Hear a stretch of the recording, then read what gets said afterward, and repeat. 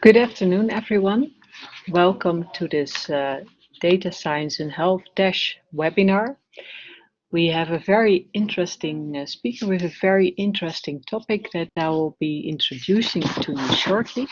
Let me first introduce Dash to those of you who do not know Dash yet. Dash is a UNCG program that is focusing on data science and AI and e-health in healthcare. And it supports projects. It helps to make collaborations and make connections and networking. It has a machine learning lab. It contributes to education in data science and e-health and AI. And it also helps in finding funding opportunities. Well, part of the education and the networking is the provision of webinars such as this one. And for the webinar, I would kindly ask you to put your microphone on mute. And if you have a question, I think we'll do the questions at the end of the webinar. Just type the question in the chat, or at the end of the webinar, you can put up your hand and then you can verbally ask your question to the speaker. Importantly, the webinar will be recorded and can also be viewed later, just in case colleagues could not join today. So I would like to introduce the speaker, Dr. Sophie Bots from University of Utrecht.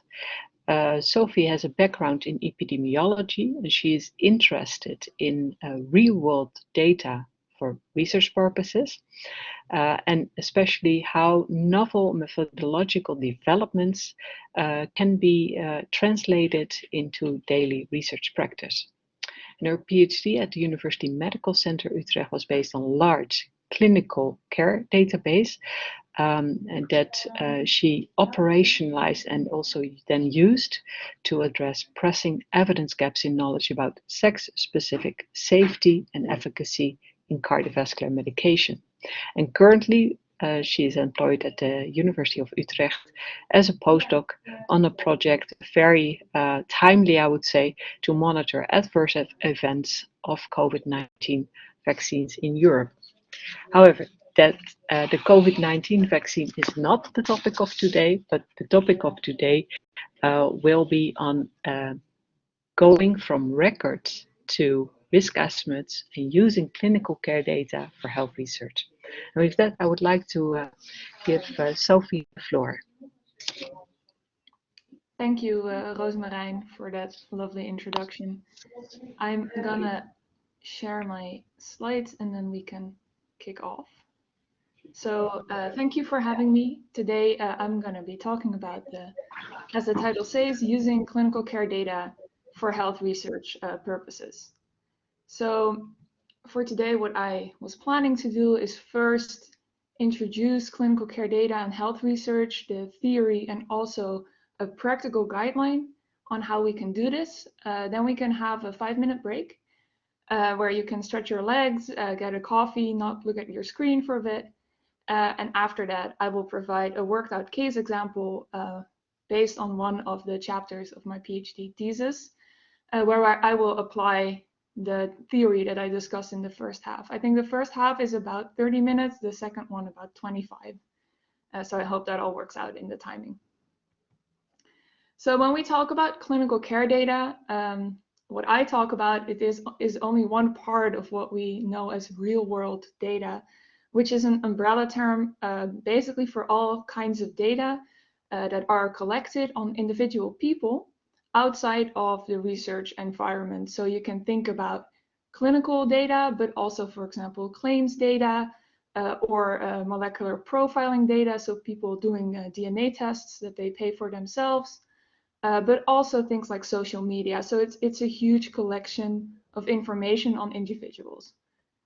So what I talk about when I talk about clinical care data is really only the part of data that is collected within a clinical setting. So you can think of hospitals or GPs or anything like that. And for the purpose of this talk, I'd like to define clinical care data as data that is generated as a part of normal clinical practice. So it is generated by healthcare professionals for healthcare professionals. And that's a very important distinction, I think. Of course, before I start into how we can use clinical care data, I thought it might be good to think about why we want to use it. I think the most on-the-nose reason is that it's already there. As I said, it's being collected daily as part of clinical care that is delivered anyway. So why not use it when we already have it, especially if you realize that doing research can be really, really expensive, as given by this graph that shows you the average cost of enrolling one patient in a clinical trial. But it can also be very time consuming because these trials, of course, have to wait to accrue events over time, and they have to put a lot of effort into getting all the people to join their trials. Whereas for clinical care data, people join automatically. It is collected usually over a large period of time, and it collects a lot of different variables. So it's very easy to use when you don't have the resources to start a clinical study or a clinical trial. And this feeds into the second, more maybe research-based reason why to use it. And that's the size and scope of these data. So as I said, clinical care data are often quite big because they cover an entire hospital or maybe even more than one hospital. And they are very wide in scope because they include patients from all kinds of backgrounds, measuring all kinds of different parameters on these patients, often over a long period of time. And that is really difficult to obtain if you have a general research setting. And this scope can also be a good reason if you want to study people that are not always included in normal research. One example that I am very familiar with is women who are often underrepresented in clinical research, but the elderly are another population that are not often included in, for example, trials. So if you want to study these subpopulations specifically, clinical care data might be a very good point for that.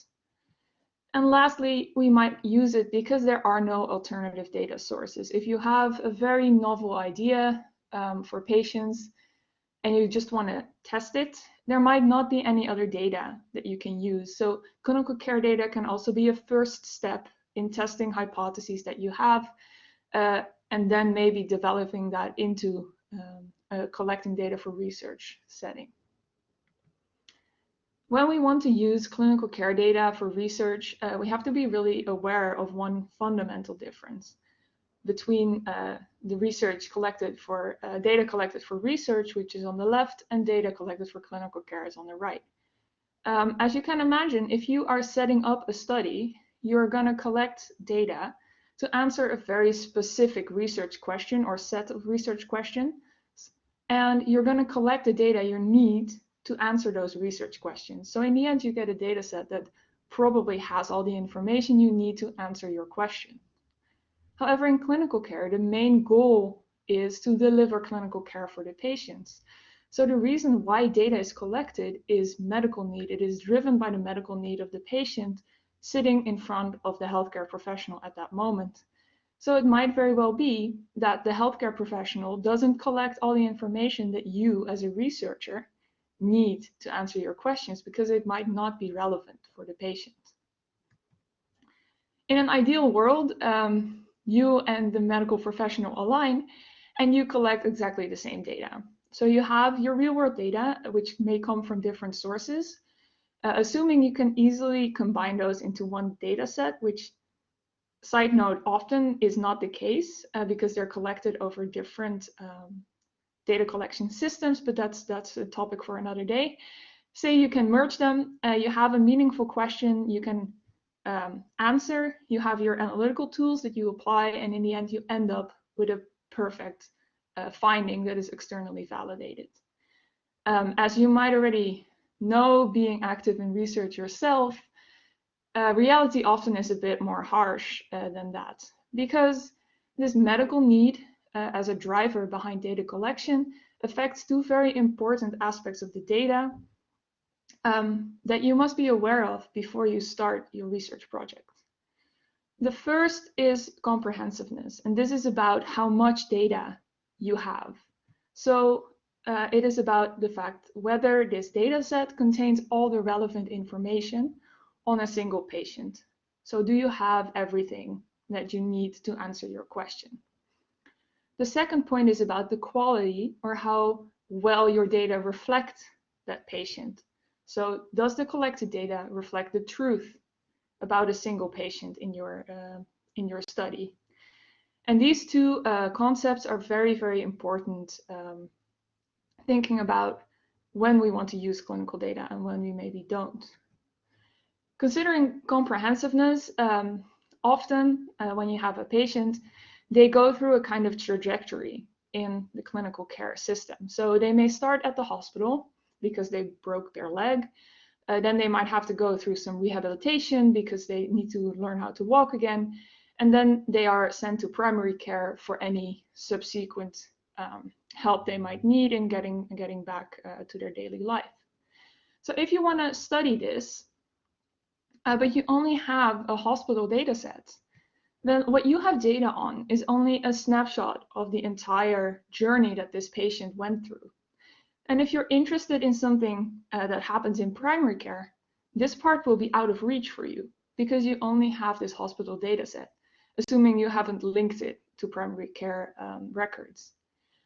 So if you really want to study something in primary care, that information may be out of reach, affecting the comprehensiveness of your data set. On the other hand, what could also happen is that most of the patients that you want to study actually are only seen in primary care. So this means your patients are out of reach, which also affects the comprehensiveness of your hospital data set, depending on your research question. And the last thing that can happen is that maybe the thing you want to study isn't recorded as well in your data set. A very obvious example would be if you want to study COVID-19 and you have a hospital data set that dates up to 2018. You can already feel that is not going to work, which is a very obvious example, but there are many clinical conditions that have either were not diagnosed 10 years ago because we didn't know they existed, or whose codes have changed over time. So you need to think about whether your data set captures that change and if you can find the people that you're looking for. So this is comprehensiveness. Do you have, if you have your patients, all the information? And then quality might be a bit more easy to understand. There's 4 things that can be wrong with the quality, and it may look quite daunting if you have them like lined up here. And this issue can be random or it can be systematic. So for example, if you have incorrect data, a random thing might be that somebody made a typo. So they entered an extra 0, and now you have a weight of 600 instead of 60 kilos. A systematic issue might be that reimbursement codes mislabel certain conditions, and if the condition you're interested in doesn't really have a good reimbursement code, this is an issue you could run into.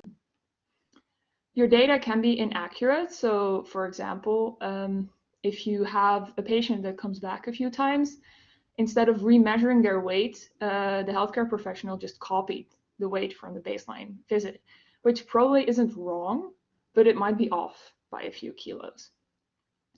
A systematic issue here would be ambiguous abbreviations, especially if they used interchangeably.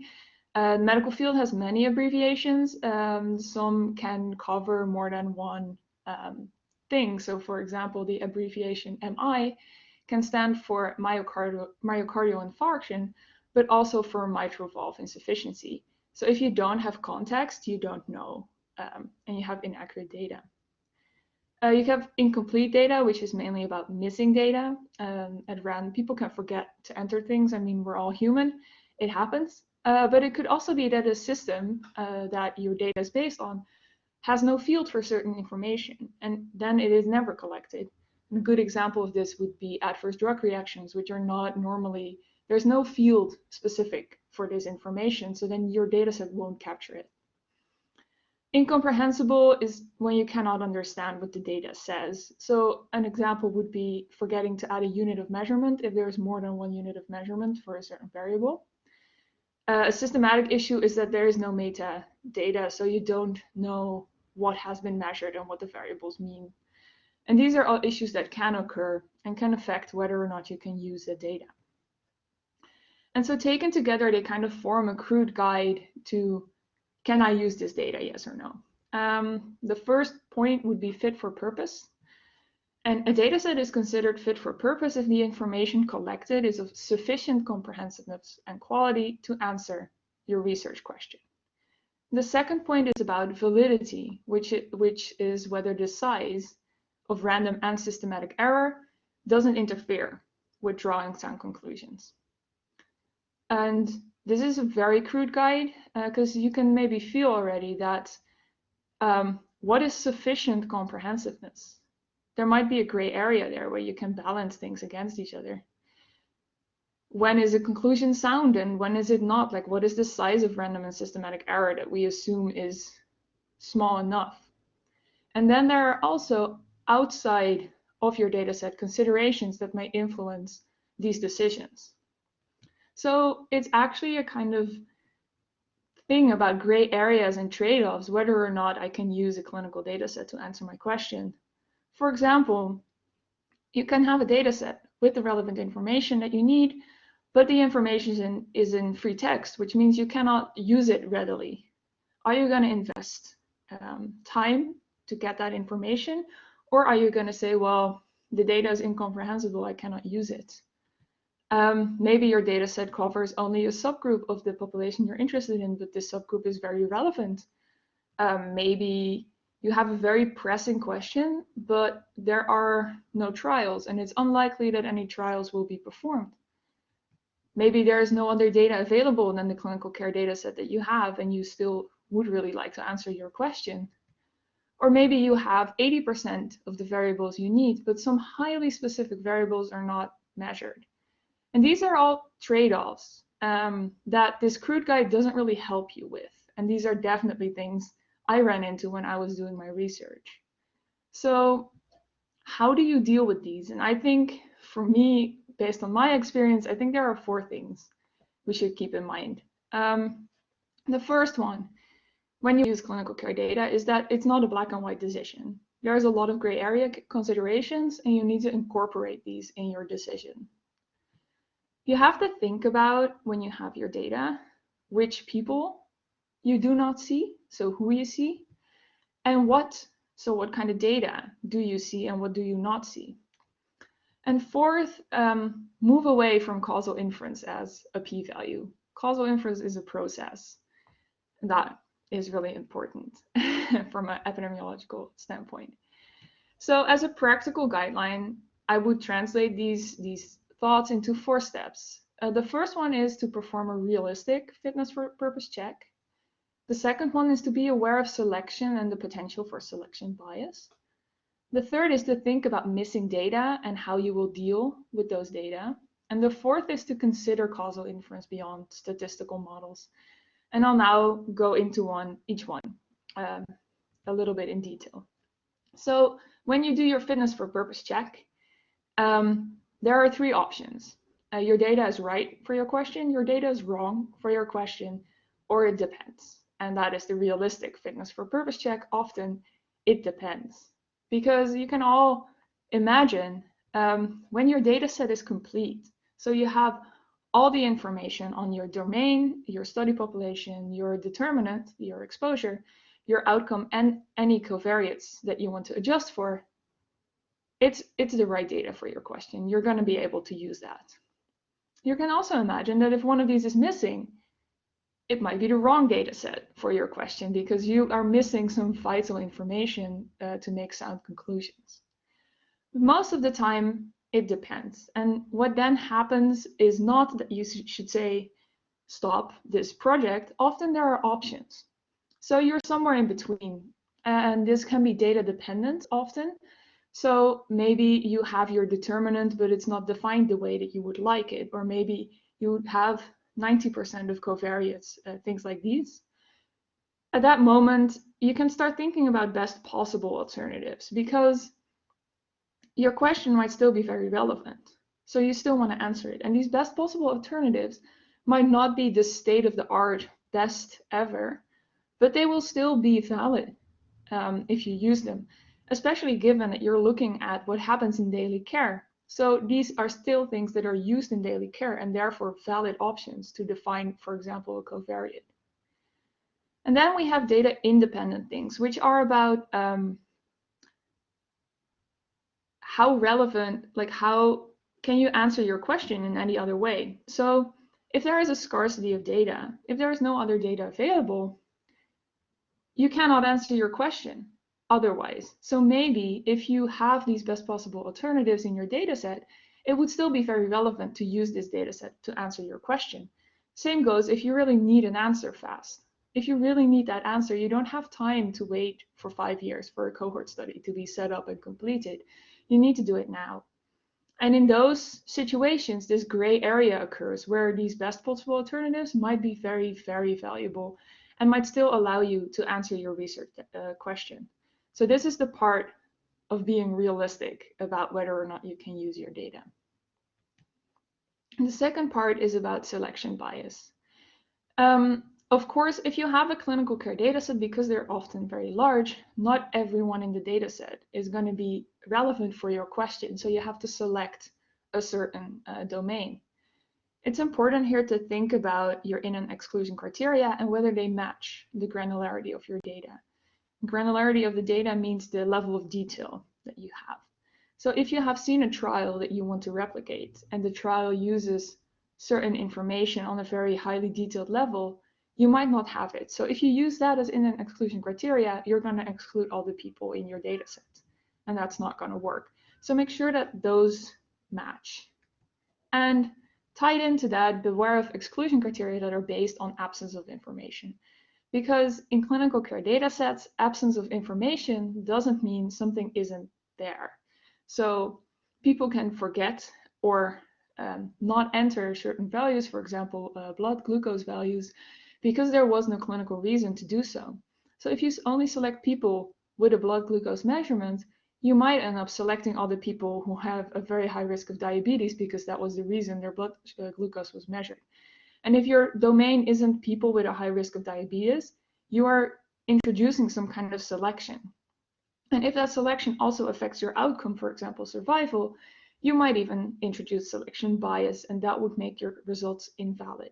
So really be wary of those kind of exclusion criteria, except for when you think about diagnoses, for example, because the absence of a certain diagnosis often can quite safely be taken to mean that somebody doesn't have a disease. Doctors are not going to write down a diagnosis of not diabetes. They're going to write down diabetes, or they're not going to write anything down. So in that situation, you can often safely assume that absence means absence. But do think about this before you go throwing out everyone who doesn't have a certain value. And think about who enters your data. This might affect, for example, how generalizable your results are. So who are entering your data, selection at the gate, and who are exiting it, because often you only have a snapshot of the entire patient journey. And especially selection at the exit can be important because not everyone comes back to your hospital if you look at a hospital. The people that are coming back are often the people that are sick because they come back for a medical need, they need more treatment. So if you select people based on whether or not they come back to your hospital, you're also going to introduce selection in that step. And that might be what you want, and it might also not be what you want. So think about how your selection choices affect the population that you're going to end up with, and if that population you end up with still reflects the domain of your study. So selection is okay. That doesn't affect the internal validity, only the generalizability of your findings. Selection bias obviously is a no-go. Third step is missing data. I'm not sure how familiar you are with missing data types, but there are roughly 3 reasons why data can be missing if it's non-informative missingness. The first one might be randomness. So that is somebody just forgetting to answer something.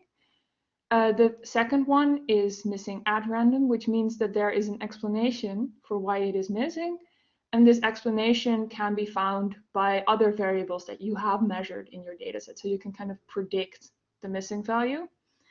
And missing not at random means that it's missing based on information that you have not measured in your data set. And this is very difficult. An example could be that doctors often prescribe medication for a slew of reasons. And some of these reasons might just be their personal preference for certain things. And this personal preference, you're never going to measure. So if that explains why they do or do not enter certain things or prescribe certain things, it is really hard to predict whether or not a patient should or should not have had that missing value. And the type of missingness that we have affects the strategy you can use to deal with it. These are very shortly the solutions. The nice thing about random missingness, so missing completely at random, there's no cause, is that you can just discard rows or columns with missing data. That is also how complete case analysis works. Often, however, in clinical care data, missingness is never completely at random because often there's a reason why somebody did not enter a certain value. So most of the time we assume that data is missing at random, and then you can impute your data based on multiple imputation, for example. Missing not at random cannot really be solved. So if you have some variables that you really need, but you think their missingness is explained by factors that you haven't measured, your data set might not be suitable to answer your question. One other important missing data mechanism that is occurring often in clinical care is informative missingness, which means that the absence of data in itself tells you something about the patient. And that falls back to, for example, diagnosis data, where the absence of a diagnosis of diabetes often means the person does not have diabetes. This could also work for procedures. So absence of a CT scan record means the person did not have that scan, or medication. So if there is no prescription for a certain medication, that patient probably never used it. So this doesn't need imputation strategies, but more thinking about whether this missingness could be informative and what it means, and then kind of entering the blanks yourself. As I said before, a missing not at random is a no-go. Other situations can be resolved using statistical techniques. And then lastly, causal inference, which is mainly, I think, about statistics at the moment. And I hope this is familiar to you. So if you have a treatment T and you want to know if it has a causal effect on outcome Y, you want to measure that. There could be confounders in that, there could be unmeasured other variables in that. So what you do is you collect this data, you run a statistical model, a regression model or something, and you adjust for confounders, and that is how you measure whether or not, if you adjust for everything, that relationship between treatment and outcome is still there. And if it's still there, then it might be a causal effect. And this is part of a framework which recently has been called the counterfactual framework by Hernan. If you're interested, do read some of their work. And their idea is that if you want to do an observational study, which clinical care data falls under, first think about a target trial. So in the ideal situation that you had money and time, what kind of trial would you run? How would you define eligibility criteria? How would you define the outcome, the treatment, etc.? If you've written that all down, then emulate your trial based on the data that you do have. So can you apply your eligibility criteria in your clinical care data set? Does it have your outcome, etc.? And this is really helpful if you think about the 3 steps I discussed before this, because it really shows you black and white what you have and what you don't have. So which assumptions you're going to have to make and which people you're going to have to select. So it's really helpful, but it can also be a bit disencouraging because what if you cannot really formulate a target trial? If you want to study air pollution exposure or other group level things like corona interventions, there's no way you can target trial that. But not to worry, no target trial doesn't mean no study, because we also have, as epidemiologists, another way of thinking about causality.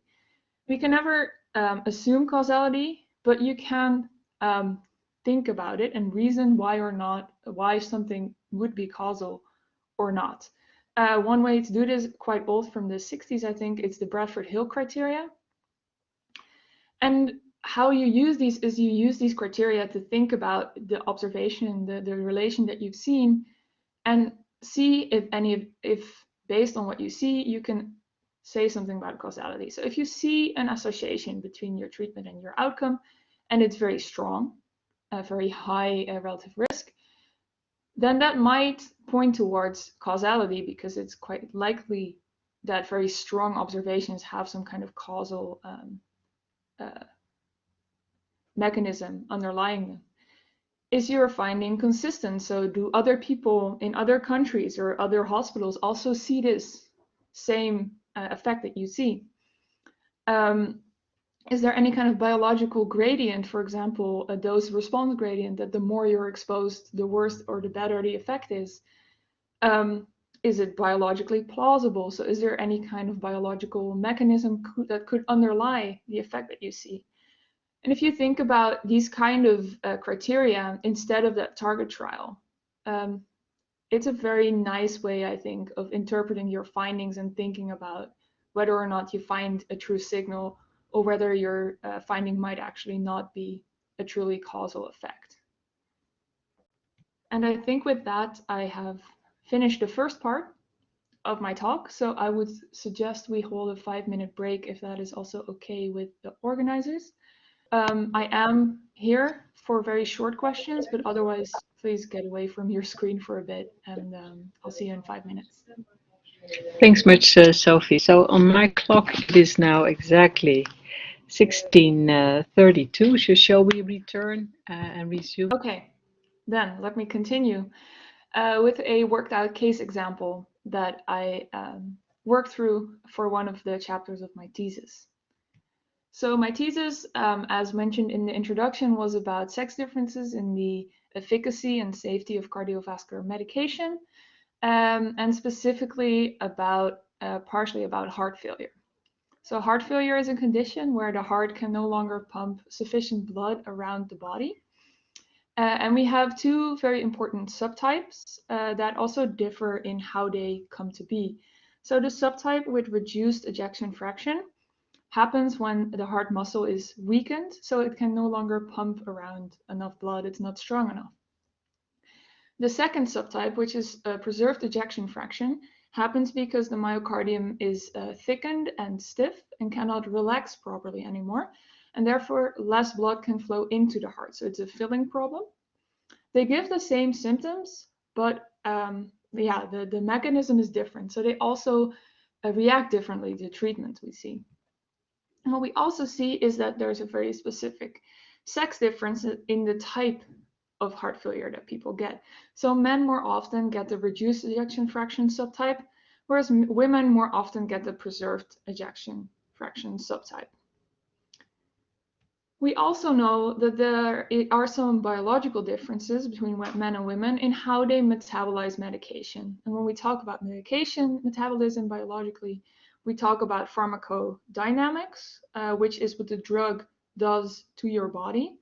And this can be affected, for example, by hormones.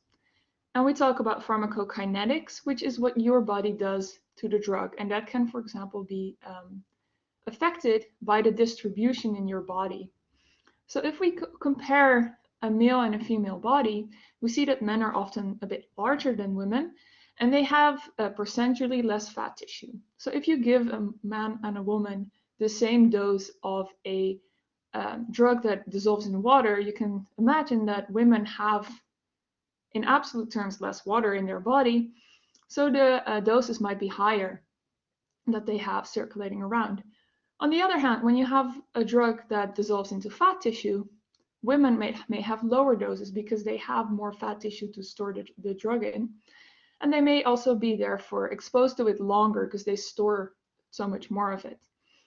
And this can then affect, for example, unwanted side effects that occur. Based on this background information, the question arose, should heart failure medication be dose specific, sex specific? So should we give men and women different doses?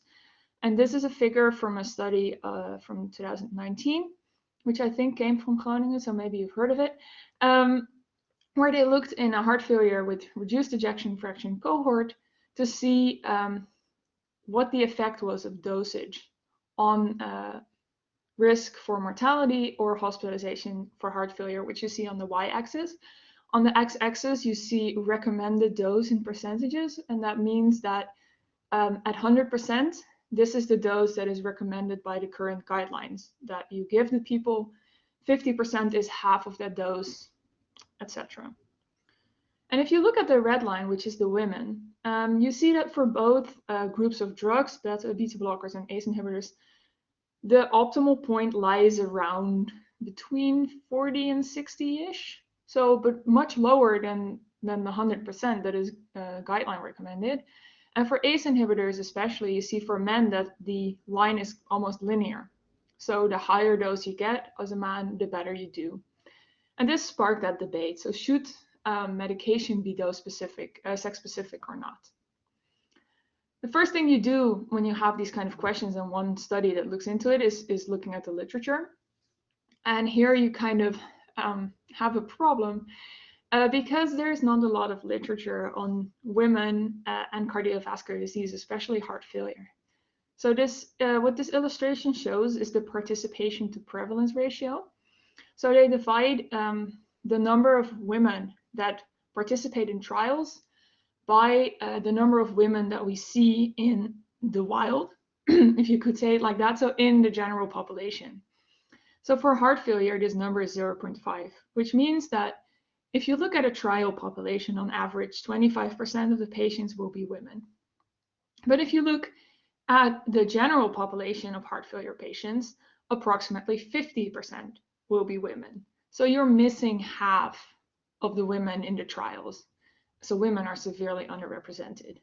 And even if we have trials that look at women, we see that very often sex-specific reporting is rare. So that means that trials do report their findings for the entire study population, but not for women and men separately. So even if we have the women in the trials, we don't have the female-specific data that we need. So this, I think, is a universal problem maybe in science, is that we always want more data. And how we will get it is, as you have guessed from the topic of this talk, of course, the clinical care data set. So can clinical care data solve these kind of issues that we see where we just don't have data on women? Coming back to what I discussed in the first half, let's turn this into a target trial and see where there might be issues with using a clinical care data set. So if I would do this in a trial, I would like to have women and men with heart failure as my domain. And I would like that heart failure diagnosis to be based on most recent guidelines, just to be safe that I am compliant with clinical therapy as it is today.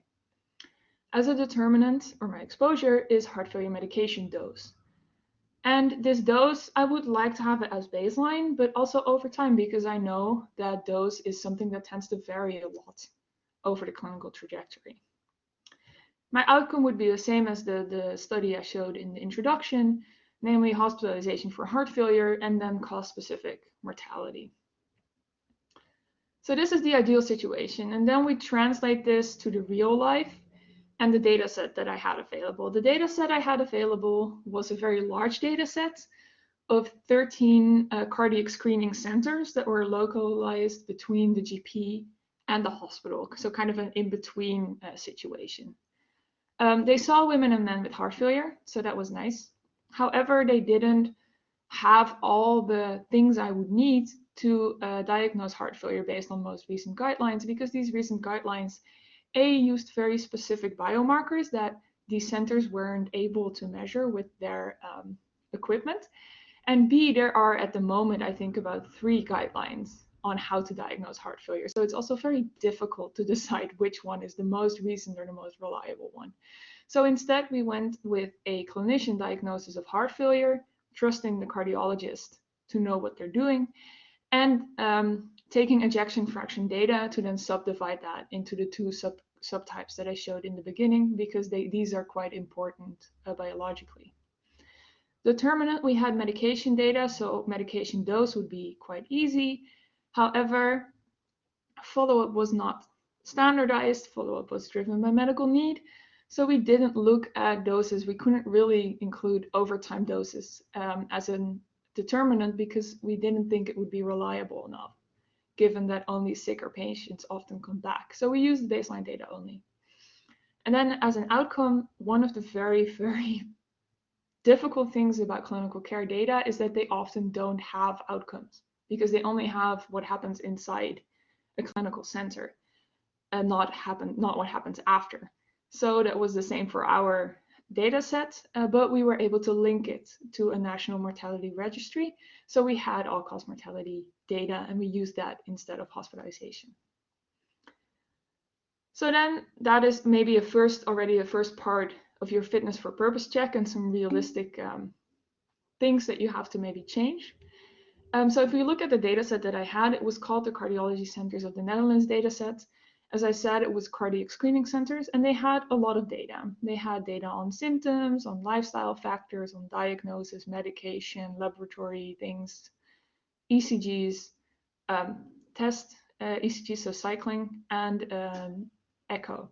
So they had all the data I would need on my exposure, on my covariate, so that was all good.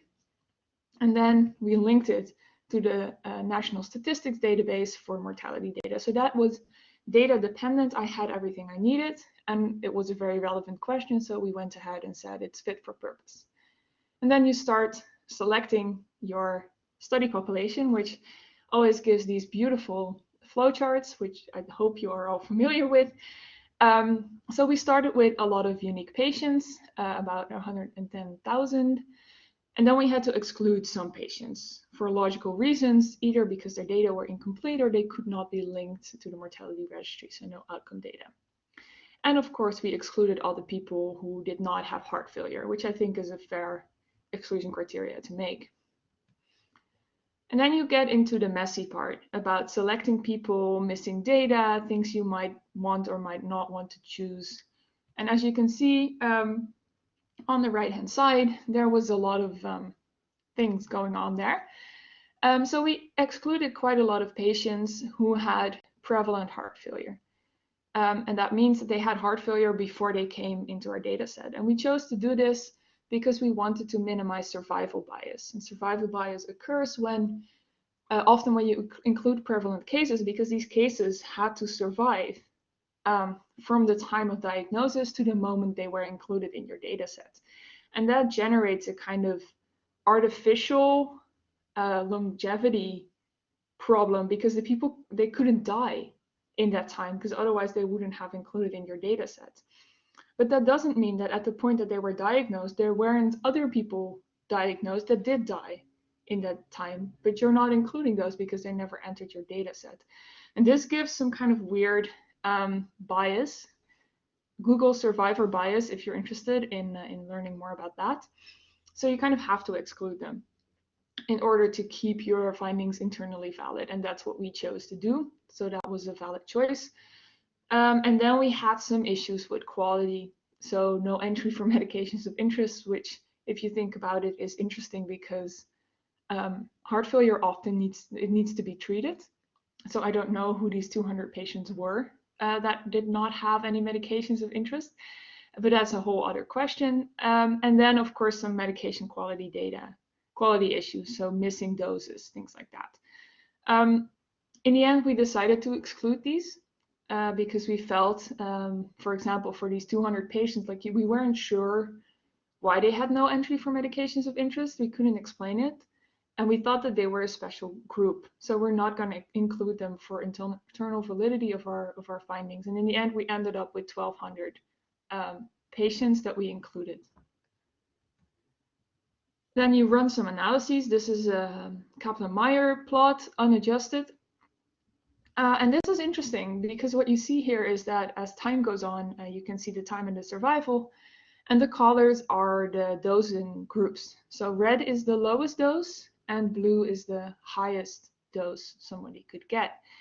And for men, we see no effect, which is kind of interesting. And for women, which is even more interesting on the right, we see that the people with the highest dose actually do the worst, which is not what you would expect, given that these medications are supposed to be quite effective in reducing mortality and all kinds of bad outcomes. So you'd expect people with higher doses to do better. And this is a prime example of a type of confounding that is very, very common in clinical care data, which is confounding by indication, meaning that in a clinical trial, your dose or your medication is, of course, randomly assigned. In daily care, the doctor has a reason to prescribe their patient a certain medication or a certain dose.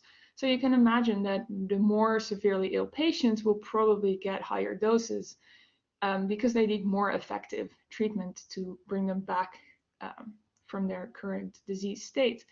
And this explains why we see that very high doses actually lower your survival if you don't adjust for things. This is a very common issue, and therefore there's also a very nice solution, which is called propensity score methods. And how that works is you calculate the propensity score, which is the likelihood of receiving treatment based on who you are as a patient, so all the measured variables about you. And this is irrespective of whether or not you actually got that medication. And this propensity score, you can calculate this and then use it to adjust your analysis to kind of take away the effect of your patient characteristics on whether or not you were assigned treatment. So that kind of goes back and tries to mimic this randomized assignment. If you're interested in this, please read this paper that I've linked here. I think it's a very good first exploration in how these methods work. And there's various ways you can use this propensity score to adjust. You can, for example, match on it. Issue is then that you may have unmatched people that you have to exclude from your analysis. So what we chose to do was inverse probability weighting, which means we weighted our analysis by the inverse probability that we calculated. And because of this, we could include everyone in our analyses. And when we did that, we got much cleaner effects. This is a figure that tries to mimic the figure from the 2019 paper that I showed you. And you see that especially for ACE inhibitors, which is figure A, we found something similar to the paper I showed in the beginning, namely that for men it's kind of linear, and for women there is kind of a low point around 50%. However, all the critical people in the audience can also see that it's not statistically significant. We did do this is for the whole population, we did do it for subgroups, and found that for reduced ejection fraction, that women with lower 50% of the dose did better than women with higher doses. But we didn't find that for men, for example, that the higher doses did better. For men, we found no effect. And for beta blockers, as you can see in this figure, our findings were interesting, to say the least, because it's kind of the inverse of what you would expect. So this is kind of what we did. And then, of course, you have to interpret what you do. And I still think that what we found is, in a sense, similar to what we saw previously.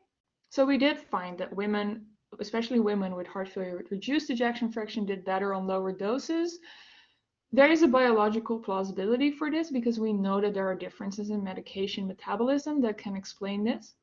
It is similar to what was previously found in these other cohorts, and these other cohorts also were from a different setting. They were from a hospital setting, and that strengthens the idea that we were not a hospital setting, but we still found a similar signal, so that at least the signal we see might be true. It might not be exactly 50%. Maybe they do that best on 60 or 40, that doesn't matter, but this lower dose, better outcome kind of finding seems to be a true effect. Of course, you always need more studies to be done to confirm this, but it's a good start. And then think about residual confounding. There is always residual confounding, especially with medication. Even if you adjust for the confounding by indication, it's very difficult. So that might also be a reason why, for this specific topic, we still need dose-finding trials or something, a trial kind of setup that doesn't have to deal with residual confounding as strongly as observational data. And then if you reflect on it overall, given what I've talked about in the past hour, something else that is interesting and that affects what we found is that what we selected were relatively healthy patients. As I said, we were situated before a hospital. And we also saw that our heart failure patients actually had quite good survival. They survived for quite a few years, which is abnormal. Heart failure patients, a lot of them die within years after diagnosis.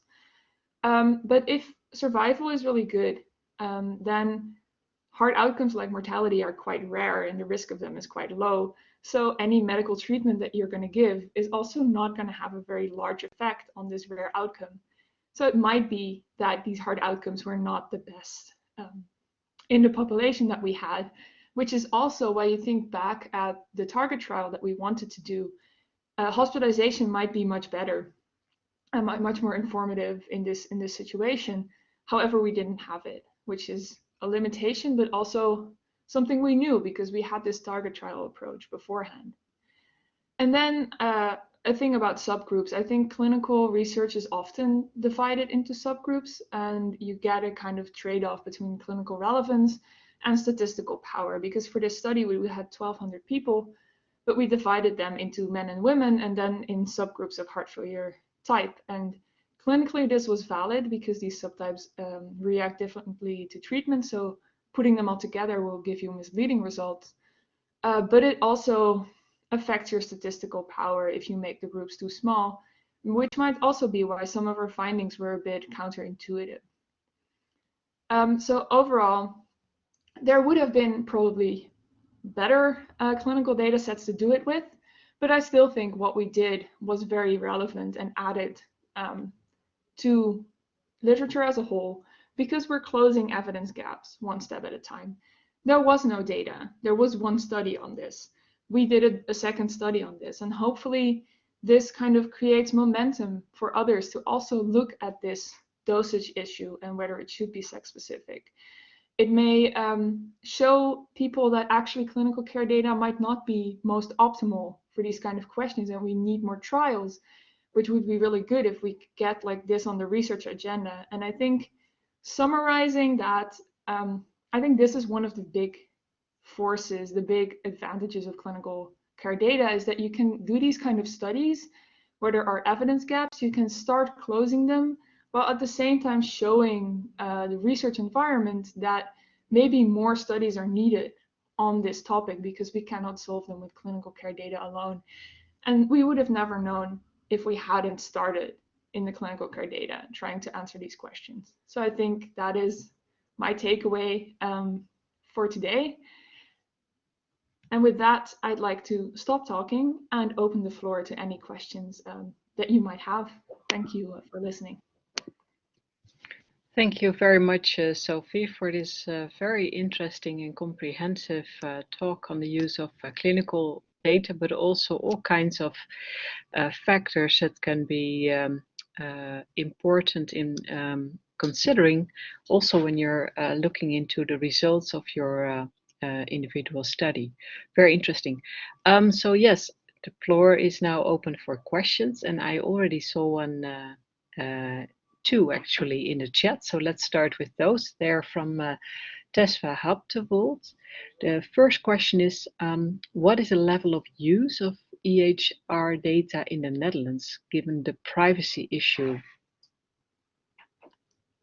Yes, I think I can now also see the chat. Thank you, Tesfa, for this question. I think there is quite a high level of use of 𝐒𝐻R data in the Netherlands. There are privacy issues, I agree.